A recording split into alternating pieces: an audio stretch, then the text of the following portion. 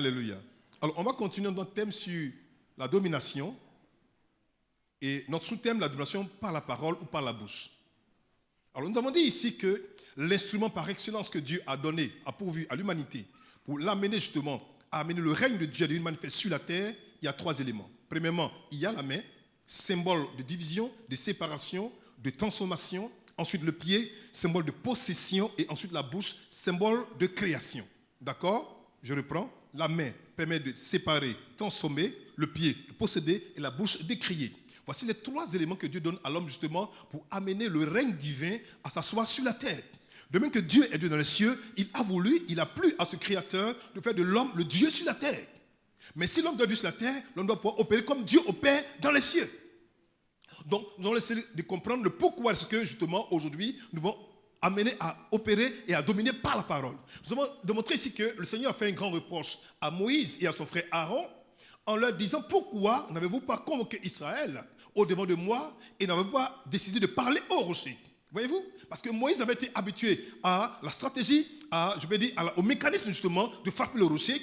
Et Dieu voulait amener Moïse à instruire et à montrer Israël, à apprendre à opérer par la dimension du pouvoir qui se trouve dans la bouche ou par la parole.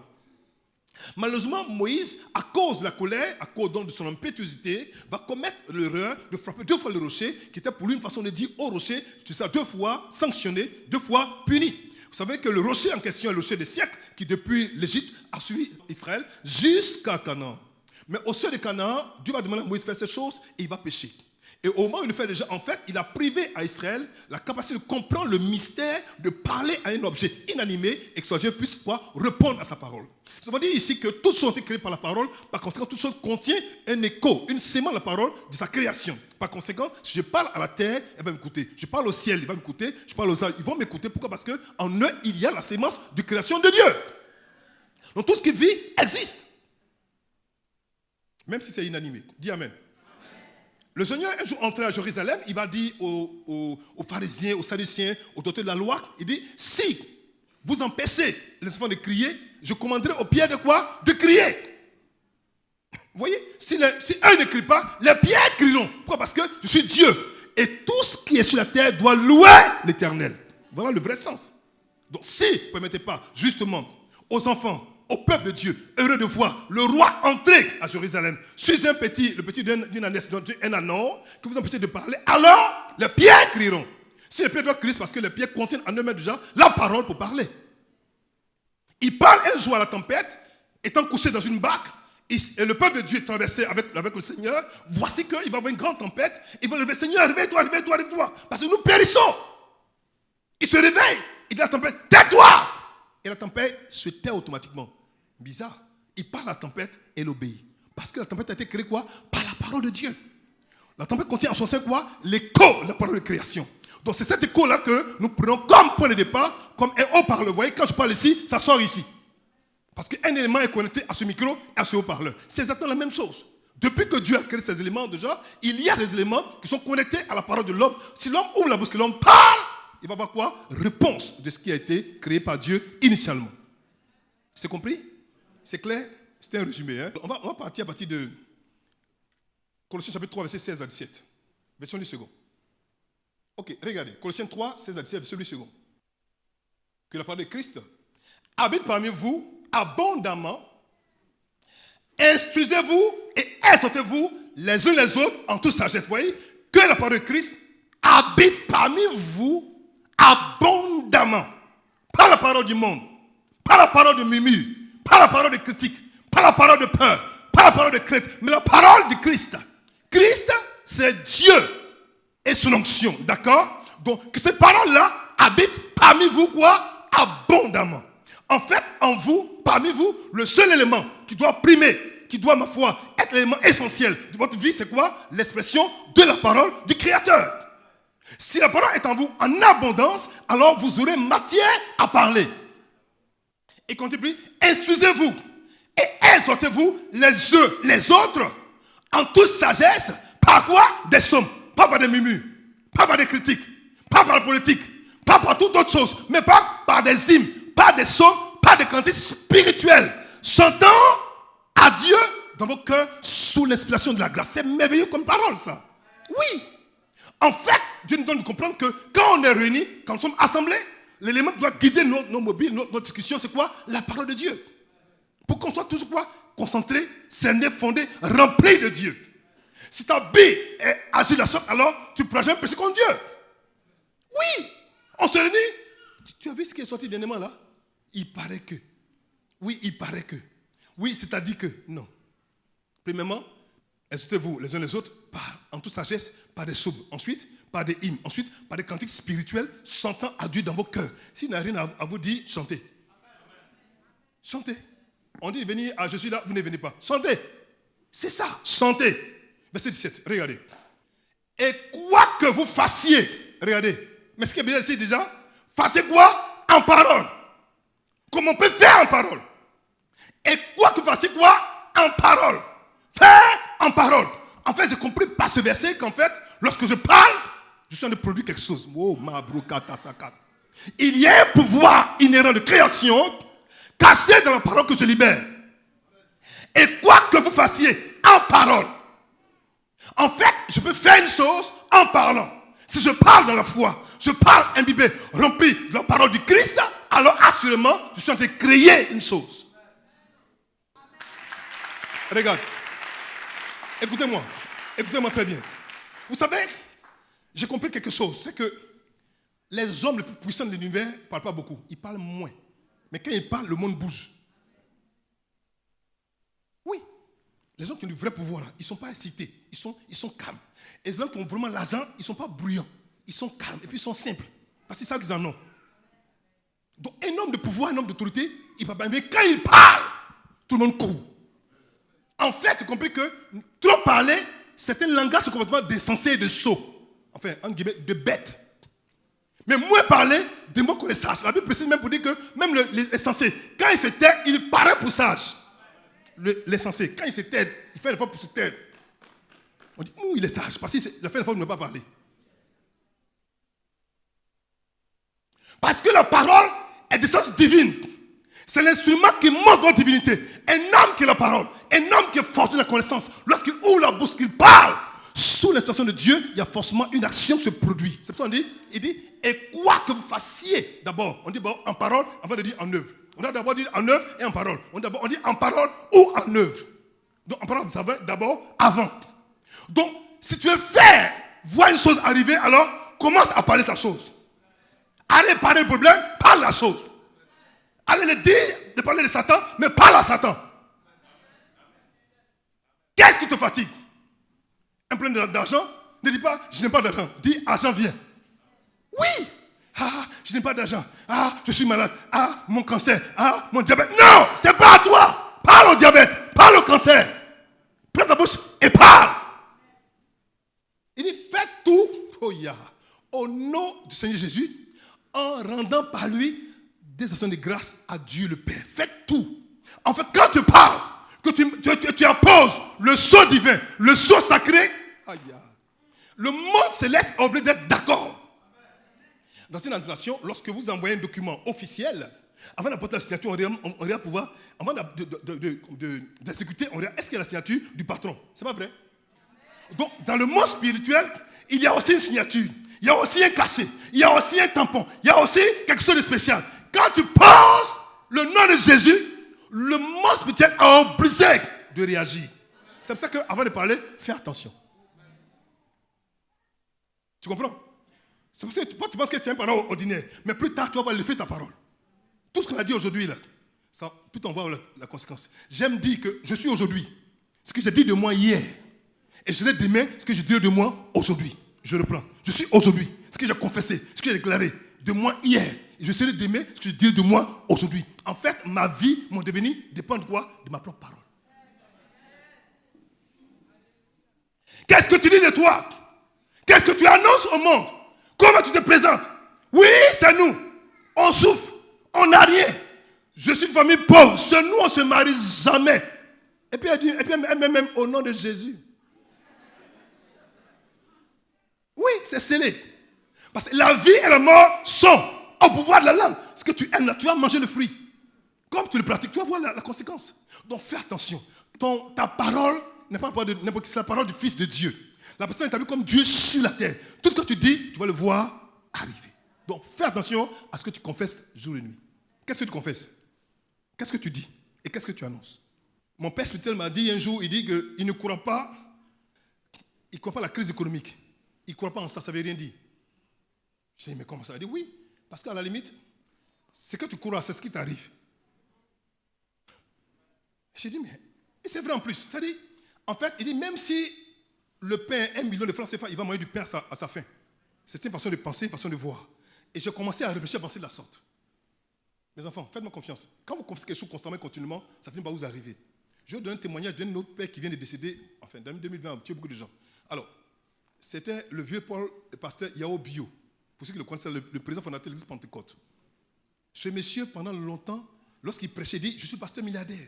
Je suis le pasteur milliardaire. Moi, je suis pasteur milliardaire. Il n'avait rien. Il a conversé matin. Je suis pasteur milliardaire. Moi, regardez-moi. Les gens se riaient de lui. Les gens ont ri de lui. Jusqu'à pendant des années. Il conserve toujours. Quand il doit prêcher toujours. Regarde le pasteur milliardaire. Regarde le pasteur milliardaire. Tout le monde crie. À la maison, partout, il est pasteur milliardaire. Un jour, il a son bureau. On va taper à la porte. Coucou. C'est ici le bureau du pasteur Yao Bio. On dit oui. On dit attendez. Vous envoyez une bâchée. Vous savez, les sacs de cacao, là, les anciens sacs de cacao, là, anciens sacs, là, c'est rempli d'argent, plus ça comme ça, rempli. Ils mettent ça dans son bureau, ils déposent. Ils s'en vont. Ils viennent prendre ça ils vont, ils déposent. Il dit, mais c'est quoi? Il dit, papa, attendez, ils ont déposé dans son bureau jusqu'à. Il ne sait pas qu'est-ce que c'est, hein, parce qu'il payait du riz, ils ont déposé, pour son parti. On a dit de venir te donner, puis pour son parti.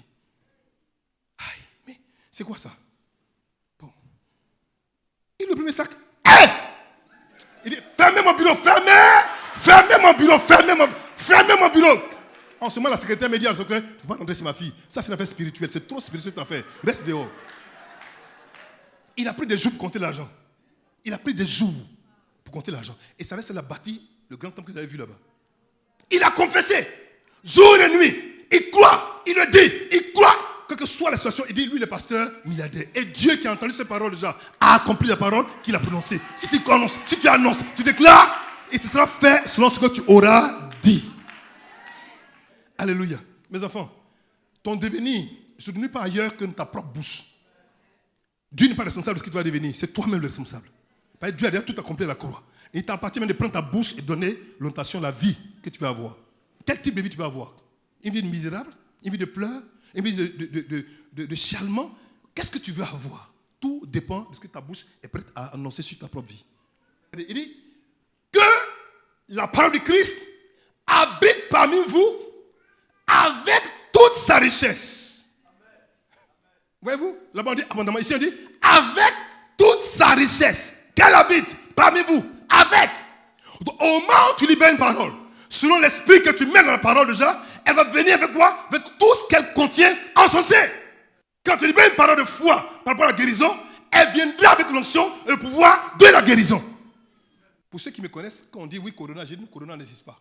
Ça va vous choquer, je le confesse tous les jours. Parce que je ne vais pas donner l'occasion à Corona d'avoir un accès dans mon environnement. C'est ce qu'on dit là, ça crée. C'est mon habitude quand je dis non, ça n'existe pas. Non, ce n'est pas important. Non, c'est vaincu. Parce que je ne vais pas donner le temps au Corona de prendre forme dans mon environnement immédiat. Tout dépend de toi, parce que c'est notre spirituel. Et ma bouche est autorisée.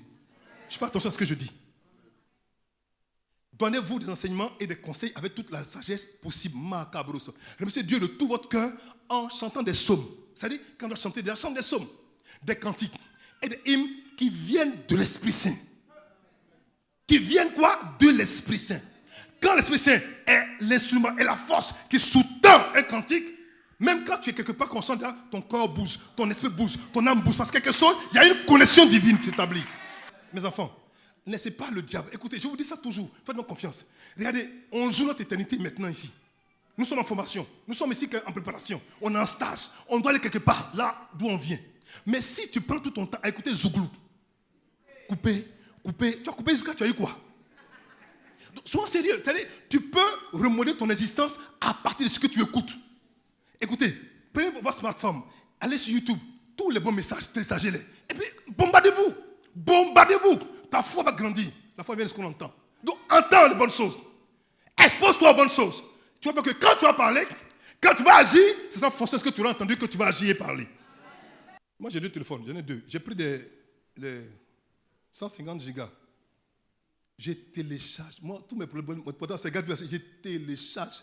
Je télécharge. Quand je n'ai rien à faire, je mets pompier couché, puis j'écoute. Moi, j'écoute. Puis il commence à écrire. C'est comme ça que je suis. Ça, voilà mon environnement, voilà mon univers. Je me bénis grave. Je me bénis partout. Mon oreille est chargée. C'est pour ça que je ne suis jamais à la mode. Je ne suis jamais au courant des choses qui se produisent. Parce qu'à la limite, les choses de la terre ne m'intéressent pas. Mes enfants, Satan, il est rusé des malins. C'est-à-dire, il va omnibuer ta pensée aux choses. Ah, tu vois, il paraît que le Seigneur va venir bientôt, tu n'es pas encore marié, et puis vraiment, toi, tu vas perdre. Tu dis, ah bon, il te trompe. Dis-moi, la vie de Dieu, la terre, là, quelle est la comparaison? Même s'il prend un bon gars, même s'il a blé, il va te rendre heureuse combien de temps? Pendant une année, il va te rendre heureux combien de temps? Demande aux femmes, demandez-leur, vont vous dire. Beaucoup veulent sortir de là-bas pour partir. Oui ou non? Mais après que beaucoup vont sortir, beaucoup aussi veulent rentrer. C'est comme un match de football. Donc, match de football aussi, on peut les tacler grave. Oui, tu peux avoir carton jaune, carton rouge. Ou bien même encore pire de ça, on peut casser ton pied. Ou bien tu peux mourir même sur le terrain. Vous n'avez jamais vu ça? Mes enfants. Donc, maximisons le temps qu'il a, mettons-le à profit. Et puis maintenant, permettons que notre cœur soit rempli des paroles du Créateur. Comme ça, quand tu dors, si on te réveille pour dire qu'un démon se lève contre toi, quand tu commandes, il sort. Pourquoi? Parce que tu es déjà, avant de dormir, rempli de la parole du Créateur. Mais avant de dormir, il va regarder les films. Catalina, Marima, Joli Cœur, Satan le Joli, les choses comme ça, les trucs bizarres comme ça. Satanos. Et vous regardez. Mais tu regardes Satanos jusqu'à le soir. Maintenant, tu vois Marie-Noël qui vient te visiter la nuit, tu es surprise. Papa, Marie-Noël est venue encore. Je te demande, mais qu'est-ce que tu as regardé avant de dormir? Satanos. Mais ça, il t'a visité là. Mes enfants, Dieu a tout fait pour qu'on soit des êtres spéciaux sur la terre. Et Dieu attend que tu ouvres la bouche pour dire une chose. Continue, verset 17, regarde. Il dit, tout ce que vous pouvez dire ou faire, regardez. Donc ici, on met dire avant faire. Tout ce que vous pouvez dire ou faire, il dit, faites-le. Donc en fait, je dis en faisant. Ils ne m'ont pas compris. Tout ce que vous pouvez dire ou faire, faites-le. Donc on dit dire d'abord avant faire. Donc en fait, un homme qui dit, en réalité, est en train de faire quelque chose. Tant que tu diras, je suis grand, en fait, tu es en train de faire ta grandeur. Tu fais ton travail, tu fais ton avenir. En fait, tout ce que tu veux devenir déjà dépend de ce que ta bouche peut déclarer. Qu'est-ce que tu veux déclarer? Qu'est-ce que tu veux annoncer? Qu'est-ce que tu veux libérer sur ta vie? Tout dépend de toi. Tout. Il dit tout, pas un, tout. Donc, travaille dedans, santé dedans. Tout est dedans. Dans tout, là, il y a tout. Enfin, dans tout, il y a tout. Dans tout, il y a tout. Tout. Donc, si tu veux vraiment que ton travail, ton commerce évolue, dis. Tu veux vraiment que ta santé évolue, dis. Tu veux que tes affaires évoluent, dis. Tout ce que tu veux, dis. Si tu ne dis pas, Dieu ne fera pas. C'est pourquoi il dit demandez et vous sera donné. Mais pour demander, il faut dire. Pour demander là, il faut dire. On ne demande pas comme ça. Ou la bouche peut dire. Dis, dis. Dis à ton voisin, papa dit de dire. Tape-le bien. Tape-le, bouscule, papa dit de dire. Papa dit de dire. Alléluia. Mes frères, mes soeurs, je vous en prie. Il y a un pouvoir dynamique de création. Il y a un pouvoir latent dans la parole que tu libères et que tu libères dans la foi. Et si tu le libères sans avoir peur, sans crainte, il va y avoir un élément de création qui va se produire sans effort. Parce que les anges de Dieu ont reçu le mandat et la motion de se mettre en mouvement quand automatiquement tu parles la parole de Dieu. Vas-y, Somme 103, verset 20. Bénissez l'Éternel, vous ses anges. D'accord. Qui êtes puissants en force. Qui êtes comment? Qui êtes puissants en force. Qui êtes comment? Qui êtes puissants en force. Continue. Et qui exécutez ses ordres. Et qui font quoi? Qui exécutez ses ordres. Continue. En obéissant à la voix de sa parole. Donc, voyez-vous, les anges sont puissants en force. Ils sont pour exécuter les ordres de Dieu, mais ils obéissent quoi? À la voix de la parole. Les anges n'obéissent pas à n'importe quoi. Ils obéissent à la voix de la parole de Dieu. Donc, si je prends la parole de Dieu, que je me remplis d'elle, que je la libère, que je la proclame, que je l'annonce, en fait, je mets en mouvement les anges de Dieu. Je vais me marier cette année. Les anges sont là comme ça. Bon, qui va prendre pour la mariée même? Qui va prendre pour la mariée? Ils attendent. Écoutez, il y a des chrétiens dont les anges sont des anges qui sont nés tellement nés parce qu'ils font rien. Tellement ils sont rien, ils sont des petits comme ça, kakaba. Parce qu'ils sont des anges chômeurs. Parce qu'ils attendent d'obéir à la voix de la parole de Dieu. C'est ça qui est quoi? De nous remplir de la parole de Dieu. Si on remplit cette parole, qu'on parle, l'ange de Dieu, responsable de ce mystère, va t'activer. Qu'est-ce que tu vois arriver dans ta vie? Tu cherches une promotion depuis longtemps, tu ne sais pas déjà. Quand tu as ton bureau, dis, je suis promu au nom de Nazareth. Dis-le. Dis-le. Dis-le encore. Dis-le tellement que ton atmosphère soit saturée, soit tellement meublée de cette parole qu'il n'y aura autre chose que l'accomplissement de ce que tu auras dit. Mon fils, monte, descend, ça s'accomplit. Ecclésiaste chapitre 5, verset 1 à 3. Mais tu peux me donner la version Louis II, c'est parfait. Il dit, quand tu entreras dans la maison de Dieu, prends garde à ton pied. Approche-toi pour ouïr, pour entendre, plutôt que pour donner ce que donnent les fous. Savoir le sacrifice. Ce verset m'a effrayé. Ça m'a effrayé ce verset. En fait, j'ai compris que quand on est dans la maison de Dieu, on doit faire attention à comment on utilise notre bouche. Pourquoi? Parce que pour Dieu, parler, c'est un sacrifice qu'on fait. Écoutez, un homme qui prie correctement, qui prie décemment, qui prie comme il se doit, en fait, il offre à Dieu un sacrifice. Amen. Ils ne m'ont pas compris. Donne-moi la version plus seconde. Vous allez comprendre. Ne te presse pas d'ouvrir la bouche. Donc, on parle ici de la bouche. D'accord? Continue. Et que ton cœur ne se hâte pas d'exprimer une parole devant Dieu. Donc, quand tu vas parler, fais attention. Ne va pas vite. Prends ton temps. Forge ta parole. Prépare-la. Structure-la. Oriente-la. C'est-à-dire, organise-la. Parce que quand tu vas la libérer, en fait, c'est comme si tu apportes à Dieu un sacrifice. Et au moment que tu la libères, avec le sceau de Dieu, qui est le nom de Jésus-Christ de Nazareth, automatiquement, les anges se mettent automatiquement en mouvement. Car Dieu est au ciel. Ah! Dieu est où? Au ciel. Et toi sur la terre. Regardez. C'est un mystère, ça. Dieu est au ciel et toi tu es sur la terre. En fait, vous savez, je vais parler plus tard d'un autre mystère, je donne une petite bribe ici. Le jour qu'il y a eu le combat entre Moïse et les Amalécites. Vous vous souvenez de ça, non? Au moment où Moïse monte sur la montagne pour prier. Je me suis demandé pourquoi Dieu voulait que Moïse lève les mains. Ça m'a toujours fait bizarre. Pourquoi il voulait qu'il lève les mains? On dit non, quand Moïse levait les mains, Israël était victorieux. Quand il levait les mains, Emmanuel était victorieux. Oui, mais pourquoi il voulait qu'il lève les mains? Parce qu'on peut lever les mains comme ça. Est-ce que ce sont les mains comme ça? On peut rester pendant des jours. Parce que là, il n'y a pas d'effort à faire. Mais pourquoi Dieu voulait forcément que Moïse lève les mains comme ça? Et quand on était fatigué, qu'on a mis une pierre sur lui. Et qu'il a fallu 2 hommes pour mettre ses 2 mains. Pourquoi? Vous savez, même sur la terre ici déjà, pour pouvoir capter des ondes, on fait quoi? On met une antenne, non? L'antenne là, c'est comment?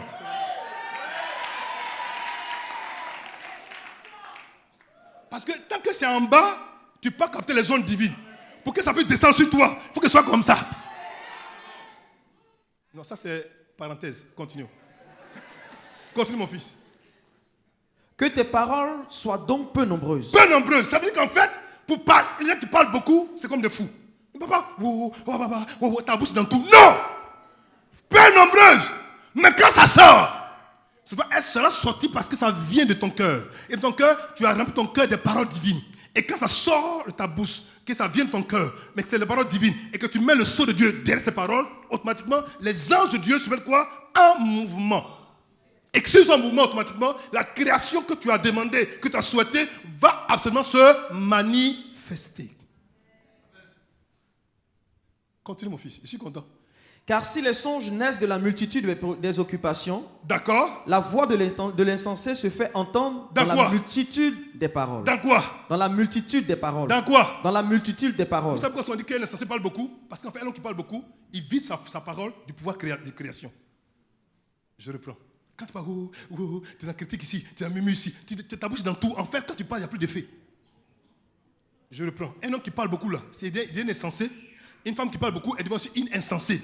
Et comme tu parles beaucoup déjà, maintenant, le pouvoir de création, pour libérer les anges là, quand les gens disent, oh, c'est la main, ça met trop long, on ne bouge plus. Tu dis aux anges, guérison, ils vont en gourou, puis il n'y a rien à guérir. Ils reviennent. Travail, coup, il n'y a pas de travail, ils reviennent. Quand tu parles, elle dit, non, c'est elle plaisante. Comme elle plaisante, là, on ne va plus. Voilà, non, c'est sérieux. C'est ce que ça veut dire en réalité, donc faites attention. Ça veut dire que ne parlez pas, mais quand vous parlez, faut que ce qui soit de vous là soit vraiment un désir qui vient d'ici. Les enfants, si vous le faites comme il se doit, vous serez choqués. Il m'arrive souvent, quand je suis vraiment fatigué, je ne peux plus vraiment faire quelque chose déjà. Tout ce qui m'aide à faire, c'est de dire, poum. Pour ceux qui me connaissent vraiment comme enfant, déjà, quand ils ont une situation délicate, ils disent, allons voir papa pour qu'il parle. Je me souviens qu'une année, j'ai une de mes filles ici qui n'est pas là ce matin, qui partait aux États-Unis, et il devait faire un visa. Et il devait partir le lendemain, je crois que c'était un jeudi ou vendredi, et le dimanche soir, il devait partir aux États-Unis. C'était vraiment important là-bas, il devait partir. Et puis il se trouvait qu'il y avait du monde, il y avait des problèmes en Côte d'Ivoire, c'est pendant la situation difficile là déjà. Les ambassades ont été fermées rapidement, on chassait tout le monde, tout ça, tout et tout. Et puis c'était compliqué parce qu'elle était paniquée, était inquiétée. Quand elle partait faire le visa, elle ne m'a pas dit. Mais quand c'est chaud maintenant, ça se dit, comme c'est chaud, appelons papa pour lui dire. Donc elle m'appelle, me dit, ah papa, vraiment, là où ça arrive, c'est compliqué. Je dois partir là, ok, j'ai un rendez-vous tellement important aux États-Unis, tout ça. Ok, c'est aujourd'hui, vendredi, ils ont fermé l'ambassade, je pars samedi, et moi je pars dimanche soir. Je fais comment? Au moment où elle me parle, j'étais fatigué là, elle m'a parlé, mais vraiment beaucoup de compassion. Je dis, calme-toi, parce qu'il faut raccrocher, parce qu'ils vont t'appeler dans le téléphone. Raccroche, ils vont t'appeler pour aller prendre ton passeport. Elle dit, non, on a salué tout, j'ai dit, ils vont t'appeler toi. Et puis elle a raccroché, bah! Elle raccroche tout. Au moment où elle raccroche net, on appelle là-bas, oh, Madame Tan. Oui, il n'y a pas Madame Tan, n'est pas là-bas. Tout est fermé, hein? Tout le monde est parti. Puis on appelle elle, puis elle retourne maintenant, elle seule. On lui donne son passeport, elle a le visa dedans. Elle me rappelle, quelques temps après, elle me dit, tu es mon papa, hein? Mais là, je respecte ton onction. Ce qui te respecte là, ce qui te respecte, c'est ce qui réagit sur toi. Les enfants. Donc, c'est-à-dire, la parole, c'est-à-dire, si tu parles trop, ça n'agit plus. Mais quand tu gardes en toi, quand tu le fais mûrir, quand tu le fais grandir, quand tu arrives à le maturer, au moment où tu ouvres la bouche que tu parles, Dieu prend plaisir à agir avec ce que tu as dit. Parce que ta parole vient de quelque part. Donc fais attention à comment tu parles.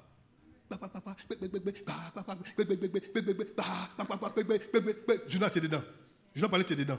Facebook, tu es dedans. Twitter, tu es dedans. WhatsApp, tu es dedans. Tu es dans tout. Politique, tu es dans tout. Tu connais tout. Tous les sujets, tu es dedans. Sois délivré au nom de Jésus. Continue, mon fils. On continue, on y va.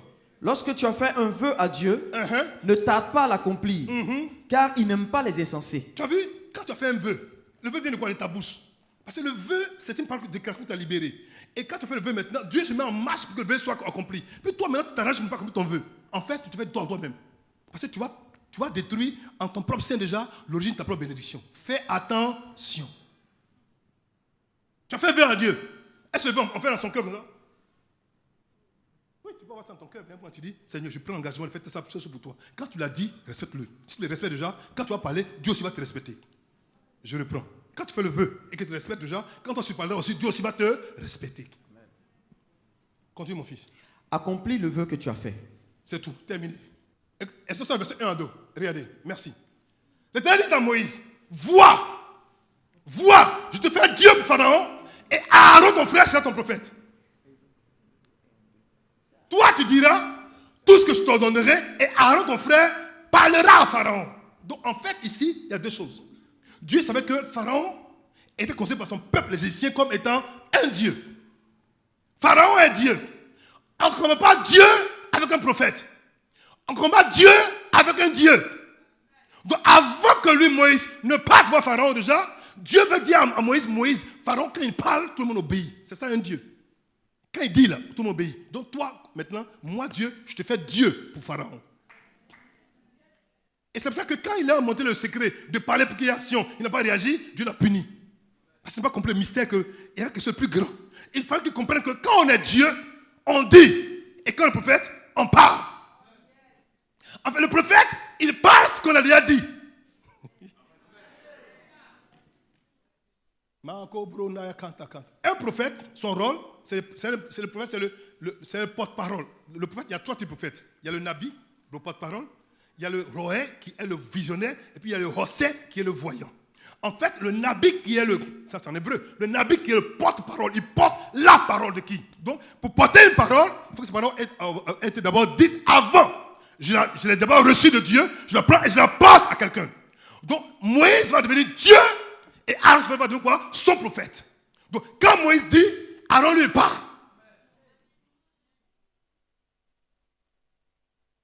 Écoutez-moi. Donc, c'est pour ça qu'aujourd'hui, si tu ne prends pas la peine d'aller vers Dieu qui a dit, vers cette parole qui a été dite déjà, pour en parler, tu ne verras rien. Mais aujourd'hui, Dieu fait de nous aussi des hommes comme Moïse. Oui, Psaume 82, verset 6. J'avais dit, vous êtes des dieux. Il dit quoi? J'avais dit. Pas je dis. Il dit j'avais dit, c'est au passé. Continue. Vous êtes des dieux. Oui. Vous êtes tous des fils du Très-Haut. Il dit vous êtes quoi? Des dieux. Il dit j'avais dit, vous êtes des dieux. Pas vous serez. Il dit vous êtes, c'est au présent. J'avais dit, je dis passé, mais vous êtes des dieux. Pas vous serez. Vous êtes déjà des dieux. Parce que l'homme a été créé à l'image et à la forme de Dieu. L'homme est fait comme Dieu. Il dit, je l'avais dit. Où? À la Genèse. Je l'avais dit.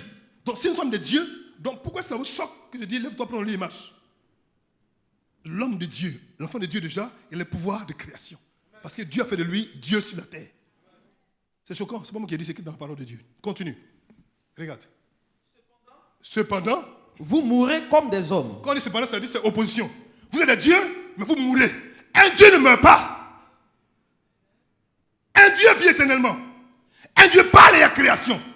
Un Dieu parle, il voit manifestation. Quand on est Dieu, quand on peut être dans la manifestation de Dieu déjà, à la limite, notre devoir c'est de dire. On s'assoit et on dit.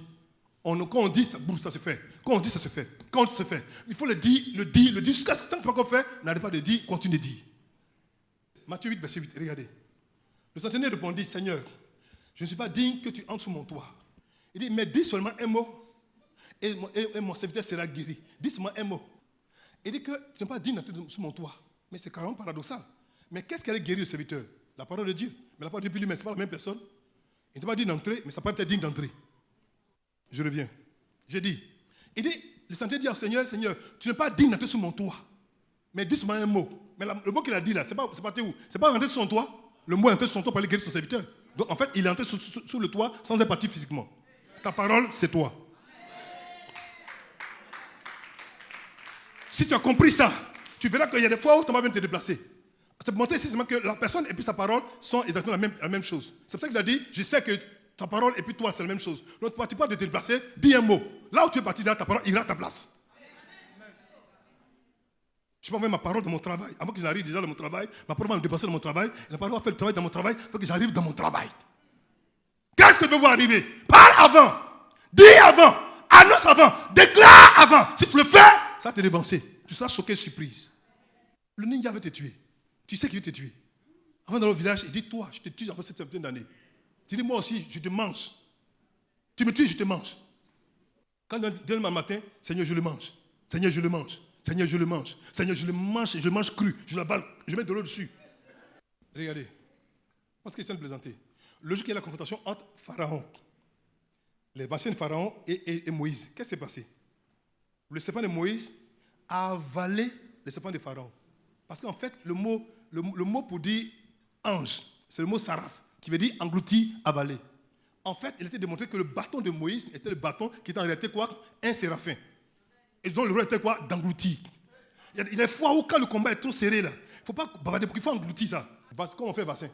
Vaccin de corona, on fait quoi? On prend la maladie, le microbe, on affaiblit ça, et puis on t'injecte dans ton corps, tu vas développer quoi? Des anticorps pour te protéger contre la même maladie. C'est pas vrai? Mais c'est la même chose. Il a englouti les serpents des pharaons pour que désormais on ne puisse plus encore les toucher. Et justement après ça, ils n'ont pas pu toucher qu'est-ce qu'ils sortir de l'Égypte. Parce qu'il avait englouti la puissance des pharaons. Mes enfants, je vous en prie. Quand ces choses-là, il faut dire j'avale ça. Il faut dire j'avale. Dis j'avale. Dis j'avale.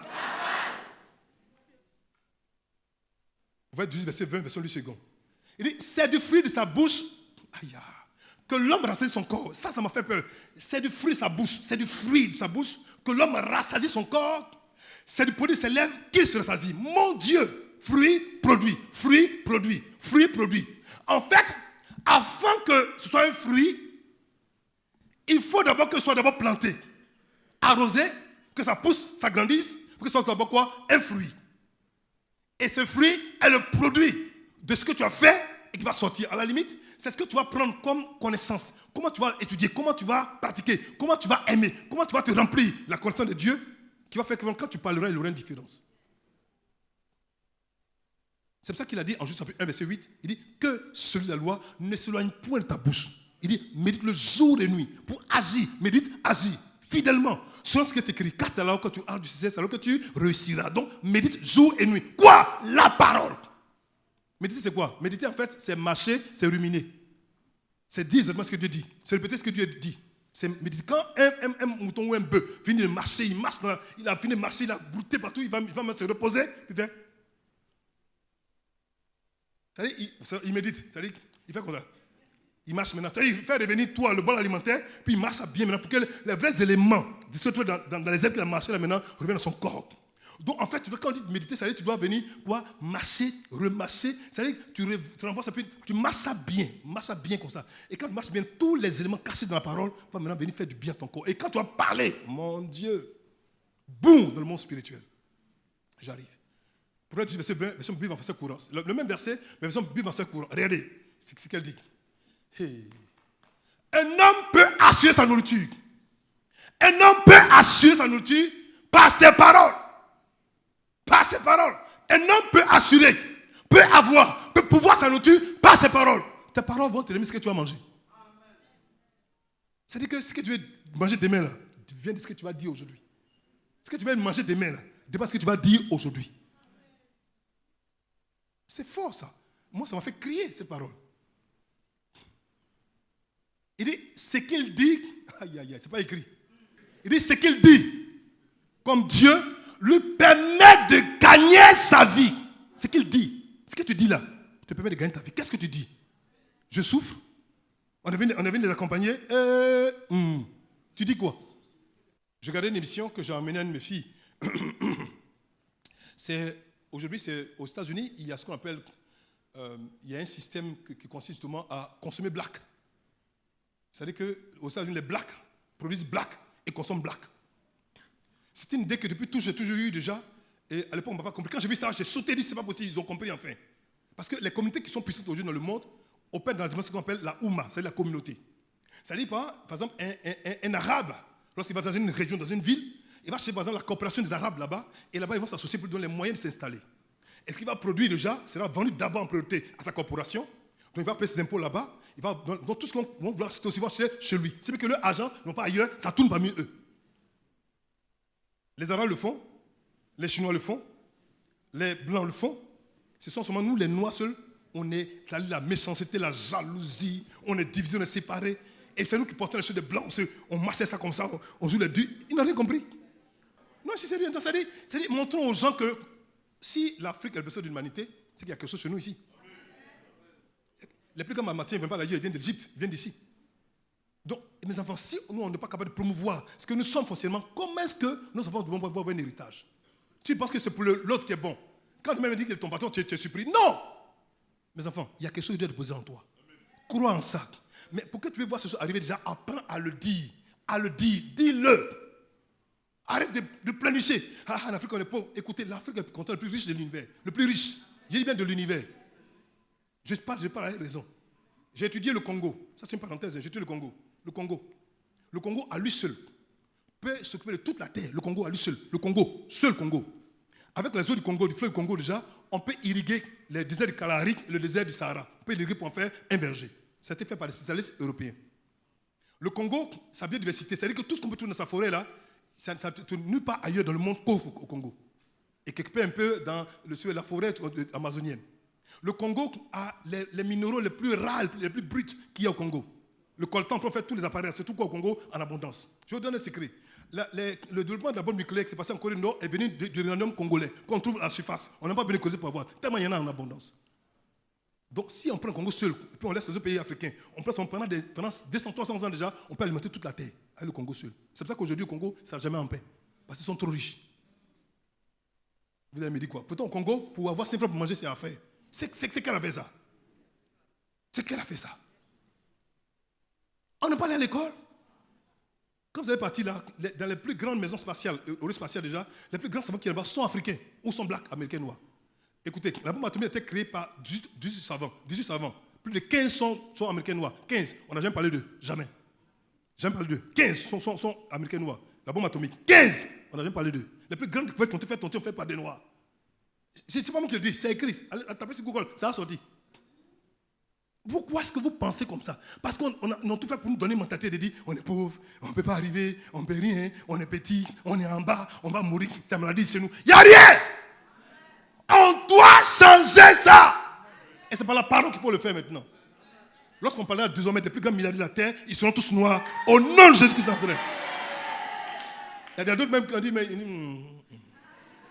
papa, il faut dire, moi je sais que c'est les mêmes milliardaires. Si tu ne le crois pas, tu ne le verras pas. Si tu ne dis pas, tu ne posséderas pas. C'est ce que tu dis, que tu crois, que ta main possède. Je vais m'arrêter là pour aujourd'hui.